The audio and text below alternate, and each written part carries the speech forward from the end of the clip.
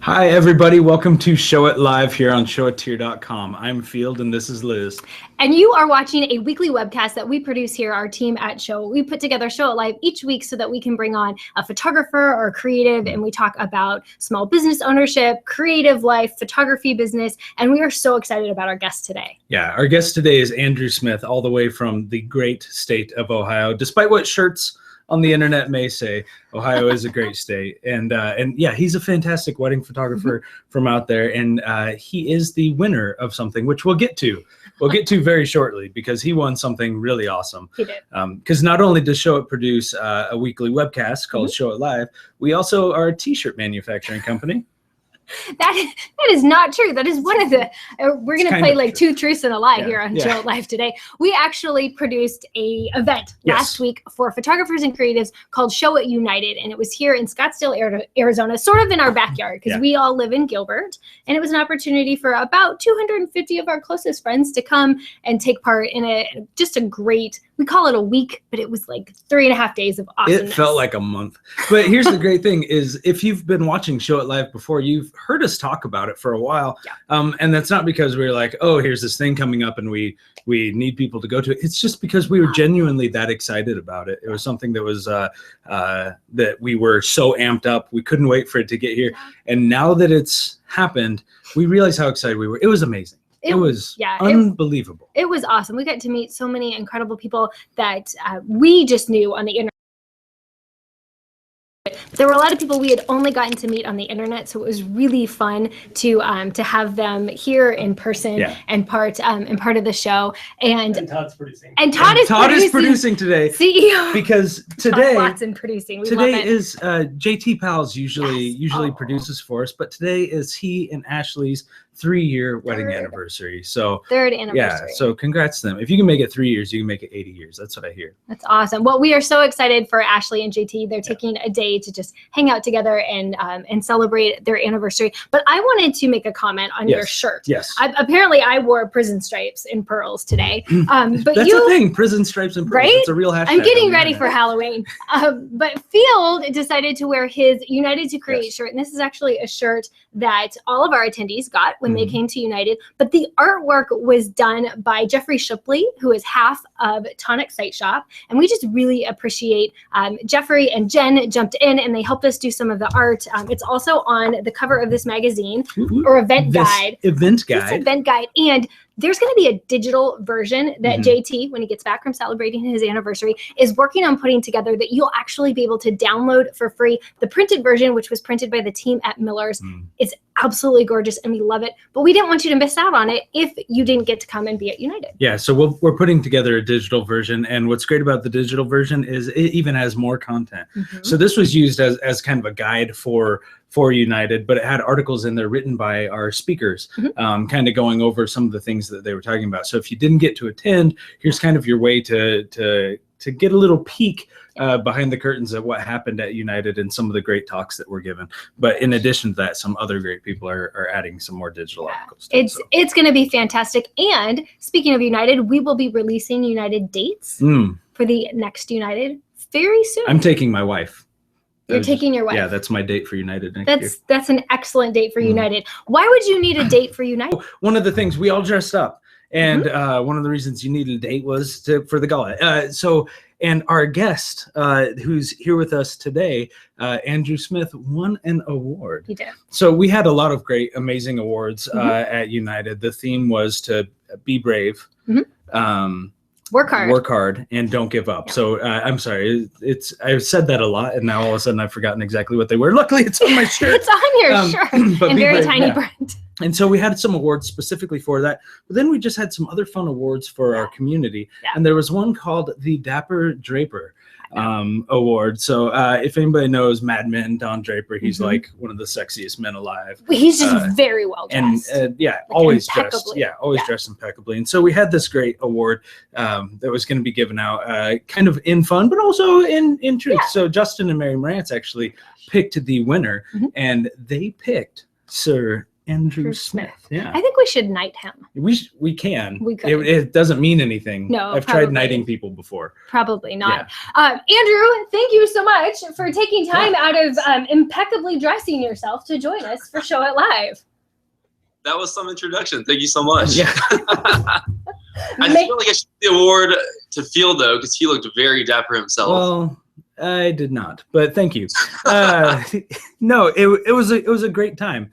It was. Yeah. Oh, and we also have an amazing picture. So one of the things that we also did there, Justin Marantz took these great pictures called the studio sessions, benefiting something amazing, which we can get to. But first, there's this picture.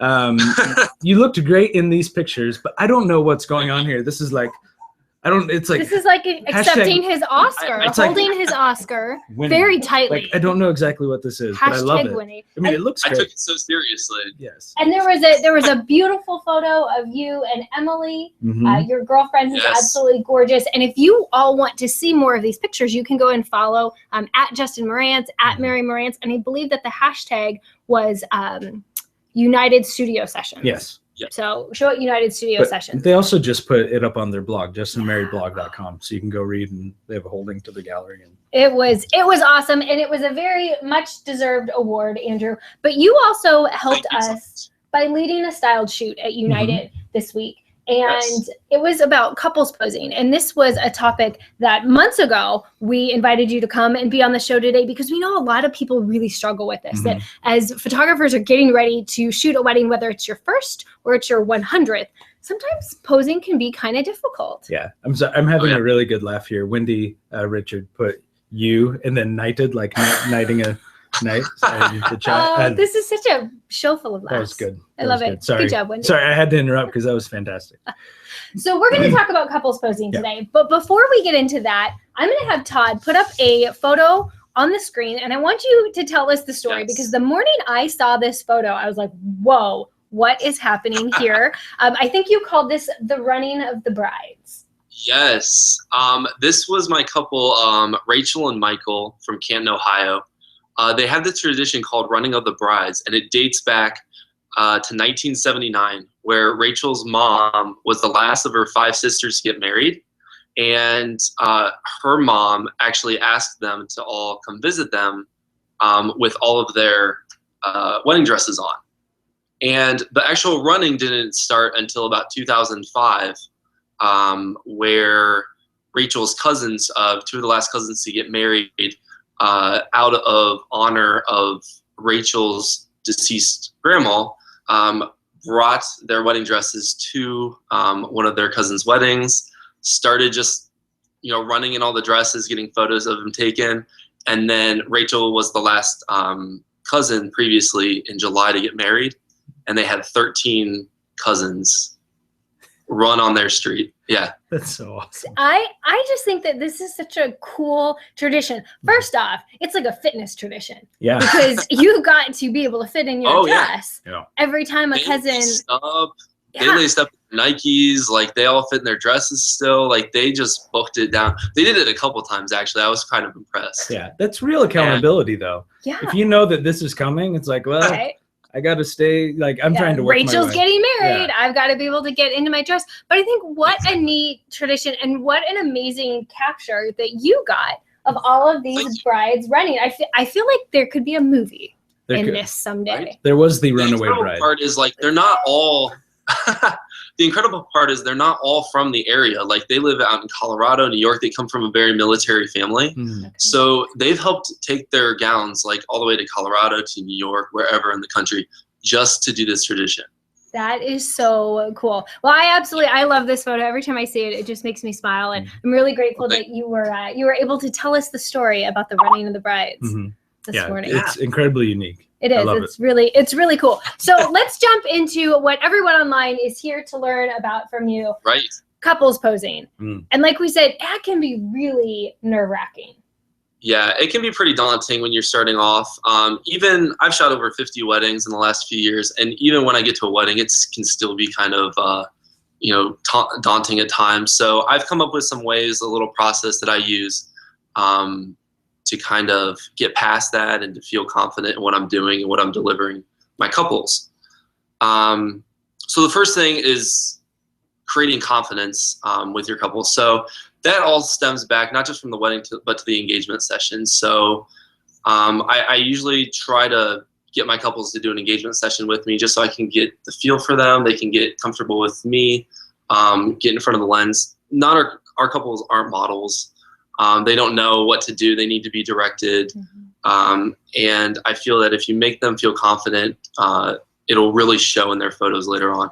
So what I like to do is when I get and I meet with them at their engagement session, or even if they're at a wedding and I haven't met them yet, I'll just talk to them for about 10, 15 minutes, joke around with them, make them feel comfortable, and then ease into the shooting. I don't jump right into it and be like, okay, get into this pose and then go at it. Like I expect them to know what they need to do. I think that's huge because especially on a wedding day, if you have a second shooter with you, all of a sudden for someone who has never been in front of the camera, it kind of feels like the paparazzi is after you, and that camera comes up and it sort of puts this wall in between you and them, and so it really helps to establish a rapport. I think it can be intimidating for them. Yeah, of course.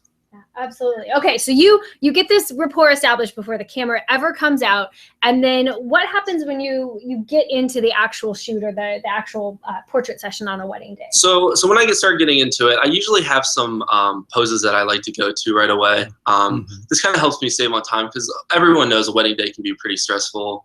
You can be running behind, and then you have that added pressure on, oh shoot, I really hope I can get these shots. Or enough of them for the couple. So I usually have some go-to shots that I like to show or pose them in. And then from there, it's just about getting variety. So I usually have Emily, my second shooter, girlfriend, second shooter. more than a second shooter. Yeah, exactly. Yeah. She'll usually use like either a 35 or 50. And then I've got those are my main lenses that I use for portraits for my couples. So she's using the 50, I'll use the 35 to get a different perspective.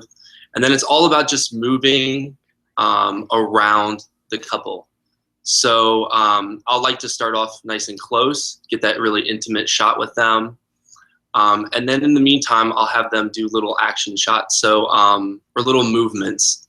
And then I like to shoot in between those movements. So if her hand is like touching her head, I might move it down a little bit and get that natural motion and move away, move around them to get that variety. And then instruct them to, I like to tell them to, say little jokes, just awkward laughs, and it makes it look nice and natural. I love this picture. I think we're going to have Todd pull up a picture now that you actually shot at United during your styled shoot that was at the Desert Botanical Gardens. And this is Chelsea and Steven Diaz, and they are wedding photographers from Chico, California. And I love how natural this looks. And what you wouldn't realize is that on the other side of them is you and like 20 other photographers. And so talk about paparazzi, but they looked like them. That is how they are together. They're very sweet and they're very loving. Right. But they're also usually. And he is incredible. Yeah, he is much taller. And so we'll ask you about that. But first, I think Field had a question for the chat. Well, I love that you had, you say you usually shoot portraits with your 35 or 50. So I was just wondering what other people shoot with. I'm assuming, do you shoot Canon or Nikon? I shoot Canon, yeah. Okay. Yeah. So, yep. Yeah. I mean, #professional. I'm just kidding. I love Nikon. No. So I was just wondering out there in chat, what are your go-to lenses for portraits? Back when I shot Canon, my favorite was the 100, the 100 2.8. Like I could shoot that all day long. I could shoot an entire wedding with the 100. I shoot Nikon, and I love my 85mm. There you go. That is, it's like my baby. Yeah. It makes me happy. Yeah. So let us know. Yeah. So post up in the chat and let us know. So tell us what it is like when you are shooting a bride and a groom, a couple that are very different in height, because I'm not exactly sure how tall Chelsea is. She's around my height, so like 5'1" or 5'2", but I know that Steven's pretty tall guy. Yeah, they had a good full foot difference between their height, so it was pretty challenging. What I like to do, and I feel like moving their heads closer, like the one you can see on the left, their heads are significantly closer together. I actually had her step up. On the photo on the right, you can actually see that little ledge there. Okay. Right next to her. I had her step up onto there to move their heads closer together so I can get that more intimate feel. So that photo you showed previously where she's pretty much face to face with him, I was able to get that and capture that. Yeah. And you didn't have to take a step stool or anything. People ask me all the time, do you take a step stool to weddings? Because I'm so short. And sometimes I do.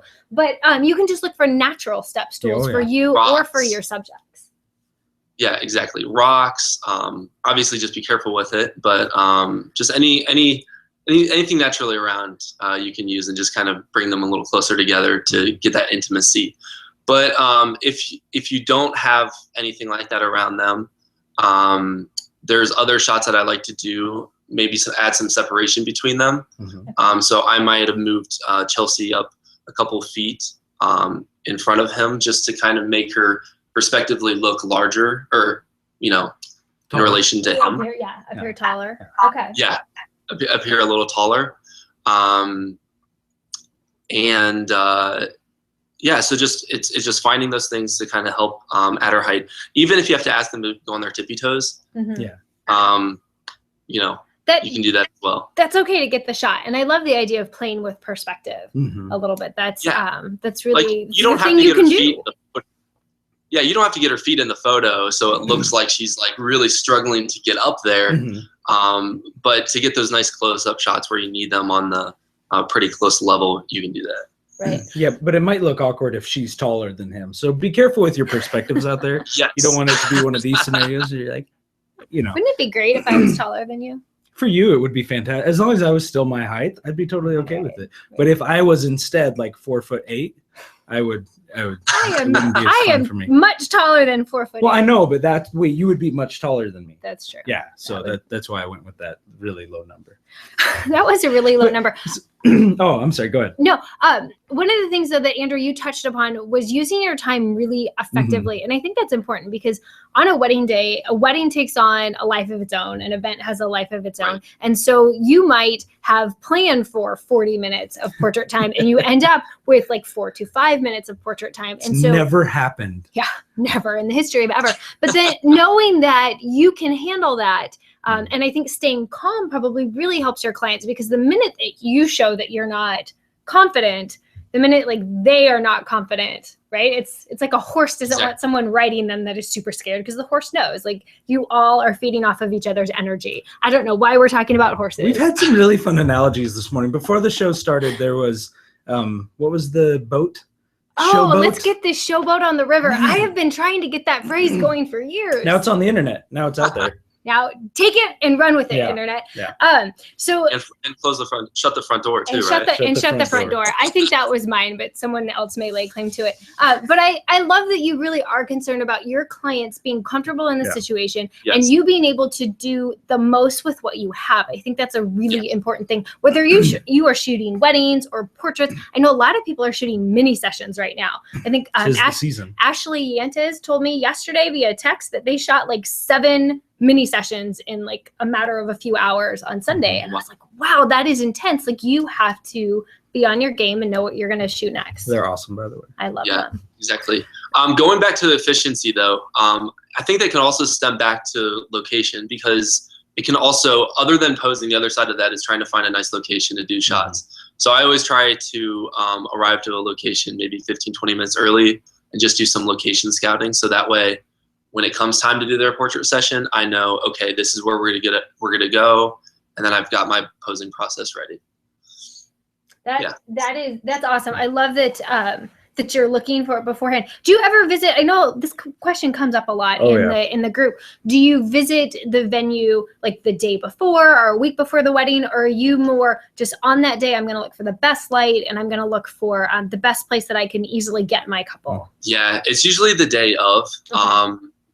Try to get there about half an hour early is what I try to do. And then usually they're in pretty close proximity, so I can just kind of roam the area a little bit and get to where I need to be on time to get like detail shots and the bride getting ready. Yeah. So, another thing that we kind of touched on that we didn't like sit down in was that's not a saying. That's a new phrase. Don't ever use that.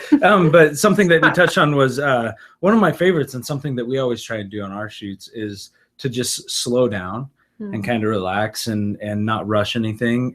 Tell us how that really helps with your posing. Because I could talk for days about that. But I feel like when you're rushed as a photographer, it's so easy to lose your confidence and to lose your for sure your posure, and it then relates back to them. So if you're frantic, if you're trying to rush them and everything, it's gonna feel so awkward for everybody, and you're not gonna get those natural shots because it's just unnatural to rush them that way. So just take your time. If you get shots that you don't really, if you take something that's not really good, it doesn't come out good, like don't show that to them.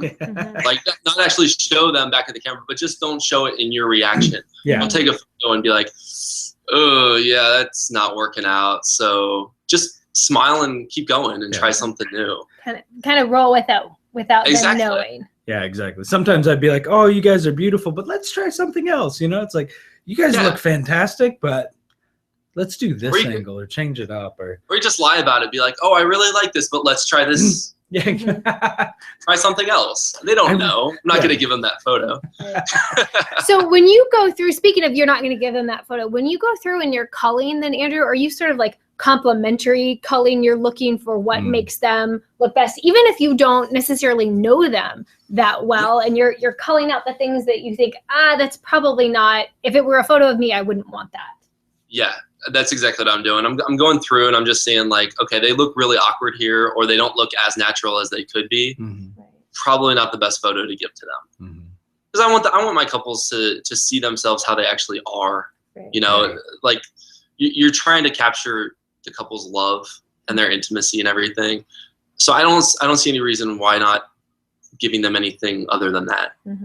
Yeah, I would much rather have like 10 really great photos of me and my husband than like 500 that I'm like I'm not crazy about, because it's you're gonna put one on the wall and you're gonna put 10 or 20 in an album. I think it's really quality over quantity. Absolutely. I'd rather have one. Yeah, just one. Absolutely. I just want one. That's and now I have one. and now you do. Yeah. You do. So when you are laying out a timeline, and I know this is not a question we talked about, Andrew, but when you're laying on the spot, when you're putting you on the spot, when you're laying out your timeline, is there a amount of time that you would prefer to have for portraits that maybe you don't even want to go over? I think sometimes there's too much time for portraits, and it's really wearing to be, I know when I'm on the other side of the camera, it's really wearing to be the subject. Yeah, it can be, especially on the wedding day when you have so much other things going on. I usually tell my couples to allow anywhere from an hour to an hour and a half for their photos, depending on where their locations they want to get shot. If they want a couple locations, I can say up to an hour and a half to 2 hours for that. But I'm pretty confident in the way that I manage my time that I can get a good amount of photos of them within an hour and a half. Yeah. And even if you end up with 20 minutes, you're just you'll make it work. Yeah, exactly. That's awesome. 20 minutes, I could probably still deliver them 50 to 75 really good images. Right? That's awesome. There you go. I love that. So another fun question, put you on the spot, because this is posing. We're talking posing here. Yeah. First looks. Ooh. First looks. Yeah. So there's so many different ways that people do first looks. What's your go-to right now, or what are you? Actually, let me rephrase that. What first look are you wanting to try next? Like what style? Ooh, that's a good question. I really don't know. I'd have to think about that a little bit more, because I feel like I haven't gotten too creative with the first looks yet. Okay. I usually leave it up to my couple because they have something special they want to do for the other person. So I leave it up to them first. If then they come to me and ask my opinion, I usually just try to find a really awesome location, have the groom. I like the bride coming up behind the groom and surprising him, because his reaction just turning around is priceless. Yeah. But as far as something new, I have no idea. Well, think about it and let me know. I really got hooked on having the bride stand if she had a long train. Oh, okay. And so I would lay out her train and then have the groom come up beside her. And I love that photo of as he's walking up in her dress. And some of these girls have these beautiful dresses with the long buttons. Fielder's looking at me like, long buttons. buttons. I know long buttons. You know long I got buttons. you. I know way too much about dressing. About long buttons. But with the train, I think is always kind of a fun first look. Or I've had couples who didn't want to see each other, but they stood on either side of a door and prayed together before. And yeah, I love the first look. This last weekend, it was a fun one because there's all sorts of different ways that people can do it. And we had this amazing couple, Jess and Devin, and Jess wanted them to be far apart. So during the first, I mean, just like it was like 10 feet, not super far apart. But then watching him turn around and have this moment where he's like, all he wants to do is like run to her and hug her and hold her and everything. And it's just so magical. I was like, that's perfect. And so he stood there for a moment and we're like, it's okay, you can go.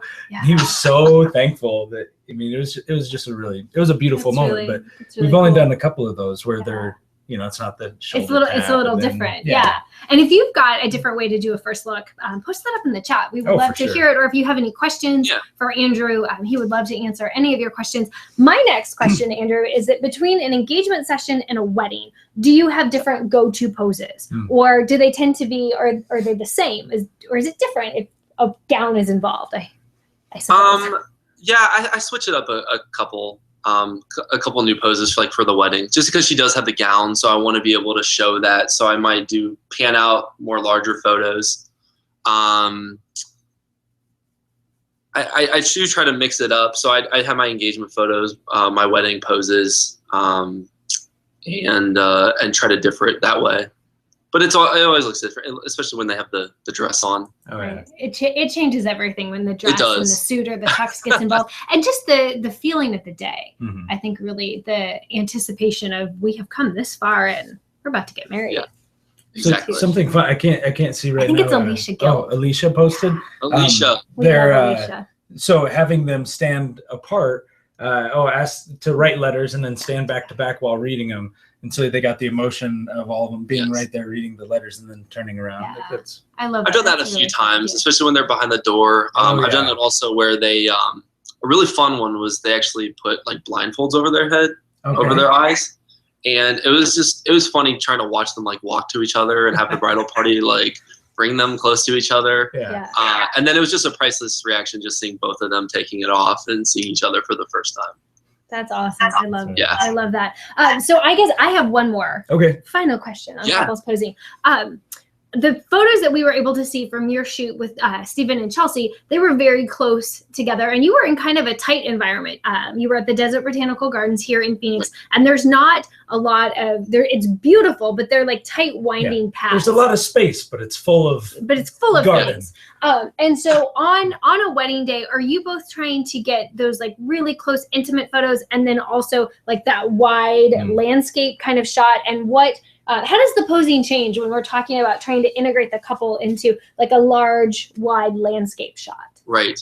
I don't think the posing has to change that much. You can still see them, and you can still see how intimate they are with each other from afar. I might give more separation to them so you can see, kind of wind them up or anything. So I like the ones where they're standing side by side, or maybe they're looking off in different distances. But I wouldn't say it changes too much, and that's how I'm able to get the variety, because I could literally keep them in one pose and start off really close to them and then slowly move off, change my lens to maybe a 35 or 24 and get a wider perspective, and then just have them do subtle changes or change my perspective on them. And you can completely, from the close-in shot to the wide shot, completely different images. And I feel like it gives a completely different feel to it also. Right on. I love that because it allows them to kind of settle into where they are and just have a quiet moment as you work around them. And you can work 360 degrees depending upon where you're at. Exactly. I could probably get about 10 different shots just right there within a few minutes. Yeah. That's awesome. So, and then I have one more question because I love this one. Your final question. My final question. Because often during posing, we're directing of sorts. We're kind of telling them to do things to draw out different emotions. What's the favorite thing? I'll share mine after you share yours. What's the favorite thing you tell them, either the bride or the groom, to try and get that emotion out? If they're close together, it's always funny when the groom has to come up with something to whisper into their ear. because it's like always guaranteed to make them laugh. And so it's actually funny because the last wedding I shot, he didn't whisper into the ear. He just kept blowing into her ear. Yeah. I didn't even ask him to do it. He just kept blowing into the ear. I got like the best images out of it. I'm like, I don't even have to tell you what to do. You're doing it already. All right. There you go. Awesome. I love it. So what is yours? So we get them really close together, you know, and we kind of turn her head to where it's a little bit in front of his, and you can just kind of barely see his face. And we ask him to smell her hair. No, just smell her. Oh, okay. Just smell her. Like, it's such we're animals, you know? Like, you fall in love with the way your mate smells. Like, we're animals. And so, like, you just take a nice deep breath of her, and it's funny. It always gets this great reaction, you know? He's smelling, and sometimes you get the weird groom, and he's like that, and then she busts up laughing, and you get these really natural. I mean, it's not supposed to be it's supposed to be like a deep breath, but right. You either get beautiful or you get fun. You know, it's either way. I have always used smell her hair. Yeah. Oh, okay. Yeah. And because women tend to wear these fancy shampoos or use these fancy shampoos that actually smell. Us men do too. I'm not sure that you men have super fancy shampoos that smell really great, but maybe my beard smells good.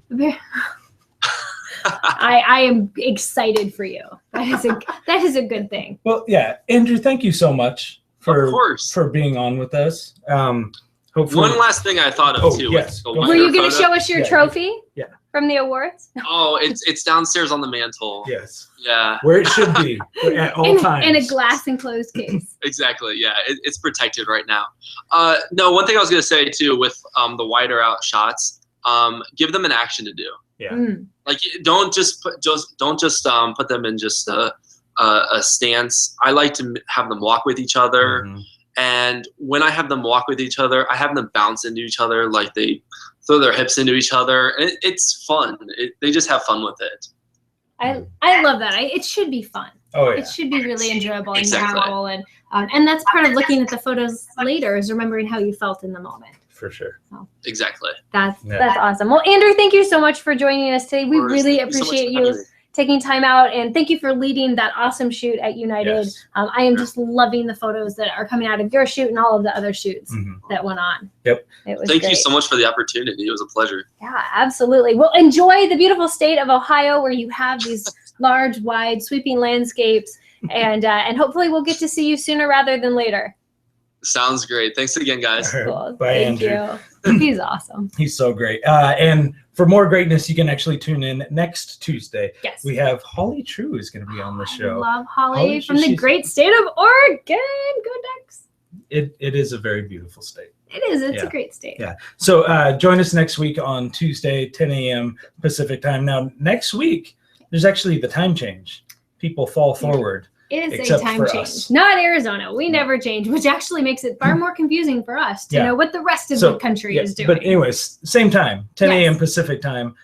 So whatever fall forward is now, I can't remember. You get an extra hour or something? I don't know what you people get, but we hope that you will tune in to Show It Live. And if you missed any of this broadcast or any of our past shows, you can actually go to showithere.com/live, and you can find an archive of all of our shows. Yep. You can watch them at your leisure. Yeah, and I forgot to mention next week is going to be marketing to high school seniors. Oh, yes. That's what Holly is going to talk about. She specifically focuses on high school seniors in her market, which is Eugene, Oregon. And she's done a fantastic job of it. And so if you're interested in that, and I think even if you're not a senior photographer, great information on marketing to a very specific group. Very much so. All right, guys. Thank you very much. Have a wonderful week, and we'll see you. Happy and safe Halloween. Post-Halloween. That's right.